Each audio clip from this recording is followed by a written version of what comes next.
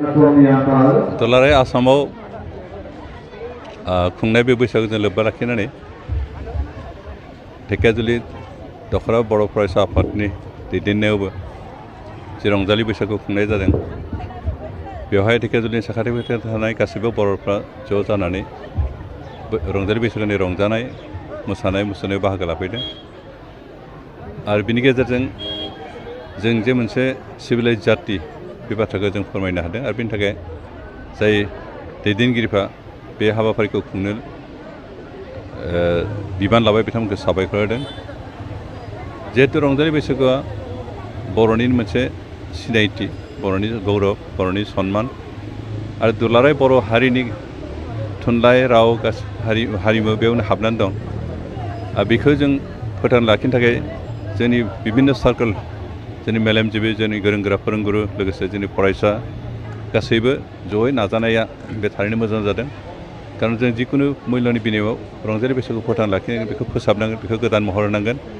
आरो बेखौ जों जौगाहोनांगोन कारण रंजालि बैसागु जौगानाय लोगो लोगो जों बर' जाति हिसाबै अट'मेटिकेलि जों जौगालांगोन बेनिखायनो जायफ्रा नाजाबाय बिथांखौ साबायखर होदों आरो जायफ्रा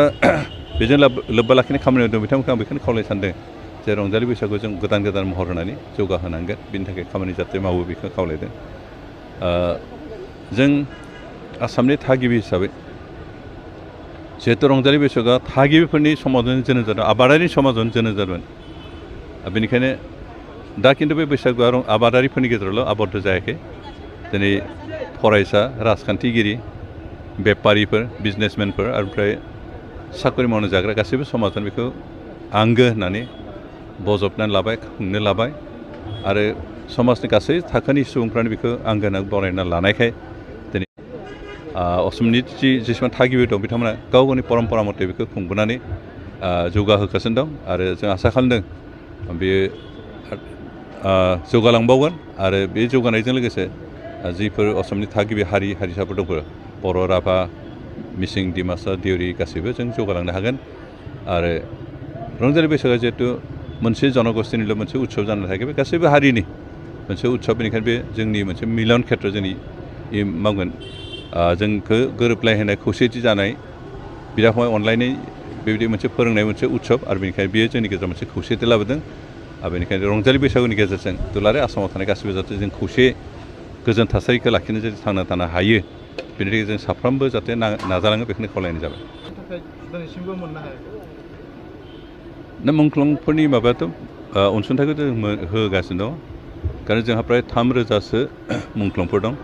आरो बे 3,000 मुंख्लंफोरनो खनसे होनाया सम्भब जाया बेनिखायनो जों फेज वाइज दासिमहालागै जों 2 फेज होबाय फार्स्ट फेज हिसाबै 2021आव 40 मुंख्लंनो होनाय जादोंमोन आरो नै दाखालि बावैसो जों 201नो होनाय जाबाय मथे जोंहा दा 240ल'सो जों होनो हादों खिन्थु बाखि दासिमबो दं आरो जोंबो होलांबाय थागोन गिबियावनो नोंथांमोननि चेनेलनि गेजेरजों जों धेकियाजुलि दख'र दुलाराय बर' फरायसा आफादनिफ्राय जानानै आसामनि बुहुमनि मुलुगनि गासैबो बर' रायजो राजानि गोजोननि थाखाय आरो बैसागो बोथोरनि जानानै नोंथांमोन बयनिसिमबो गाहाम हामलायनायखौ आं बावहरग्रोबाय दा बे हाबाफारिनि गेजेरजों जोङो बेनो सानसेनि हाबाफारि लानानै जोङो दिनै माखासे फुंनिफ्रायनो फिरफिला बिरहोनाय हाबाफारिनिफ्राय जागायनानै दायो जोङो मोनाबिलिहालासे सिंगानि प्रग्राम जोंहा दङ दा बे हाबाफारिनि गेजेरजों जोङो मोनसे बाथ्राखौ जों नोजोर बोबोबाय थादों दिनैनि जिथुनिखि जेनेरेसन गोदान जोलैफोर बिथांमोननि जि साननाय हनाय मावनाय दांनाय बियो दिनफा एफा माने जातीयताबादि जिथुनिखि चेतना बे बुस्थुआ गोमालांनायखौ जों नुबाय थादों माहारिनि प्रति जिखिनि साननो गोनां दङ जिखिनि मावनो गोनां हाबाफारि दङ बेनिफ्राय एरायखेनानै बिथांमोना मालाबा समाजनि हेंथायै बाथ्रा बुंनो नागिरनाय समाजनि हेंथायै खामानि मावनो नागिरनाय बिदि माखासे गाज्रि मोनसे चरित्रनि गेजेरजों दोरोदनानै खामानि मावलांनायखौ जों नुनो मोनबाय थादों बेनि असिलायैनो जों धेकियाजुलि दख'र दुलाराय बर' फरायसा आफादा दिनैनि गोदान जोलैखौ जेन मोनसे अनुस्थाननि गेजेरजों बा मोनसे फोरबोनि गेजेरजों बै जायफोरनिखि समाजनि हेंथायै बाथ्रा बुंनो नागिरग्रा समाजनि हेंथायै बा हारिमुनि हेंथायै खामानि मावग्रा बै गोदान जोलैफोरा जेन मोनसे आकर्षण गोनां अनुस्थाननि गेजेरजों जेन बिथांमोननि गोसोआबो सोलायनाय फैयो जों बेखौ लुबैदों। बेनि असिलायैनो जों ढेकियाजुलि दख'रा दुलाराय बर' फरायसा आफादा दिनै सानसेनि हाबाफारि लानानै खुंगा 13थि रंजालि बैसागो बिदाय फोरबोखौ फालिदों आरो इयुनसिमबो जोङो जोंनि जि रंजालि माने बैसागो बोथोर बिनि मुङाव जि हाबाफारि लानो गोनां दङ जों लालांबाय थागोन इयुननि समावबो आरो हाजासेनो जोंनि जिथुनिखि गोदान जोलैफोर बिथांमोनखौ जेन जोंनि हारिमुनि थाखाय हारिनि थाखाय रावनि थाखाय थुनलाइनि थाखाय जौगाहोनायनि खामानियाव बिथांमोनखौ इनभल्भ खालामनानै जेन मोनसे लेभेलसिम जाय दिनैनि तारिखाव गुबुन माहारिफ्रा जाबायदि गावनि फेस्टिभेलखौ गावनि जिथु ट्रेडिशनेल डान्स बेखौ मुलुगनि दरबाराव फसंथान हैदों बिथांमोनखौ लाफानानै जोंबो जोंनि बागुरुम्बा जोंनि दावस्रि देलाय जोंनि खुन्दुं थुननाय मोसानाय बायदि बायदि जिखिनि खफ्रि सिबनाय मोसानाय बायदि रोखोमनि मोसानाय दङ बेखौबो जों बर' हिसाबै सरकारनि दारैनो होन जों गावनो होन गोब्राब नाजानायनि गेजेरजों बेखौ बिश्वनि दरबाराव जोंबो फसंथान होनायनि मोनसे थांखि आरो नोजोर लानानै जों दिनै ढेकियाजुलि दख'रा दुलाराय बर' फरायसा आफादाबो बेखौ जोङो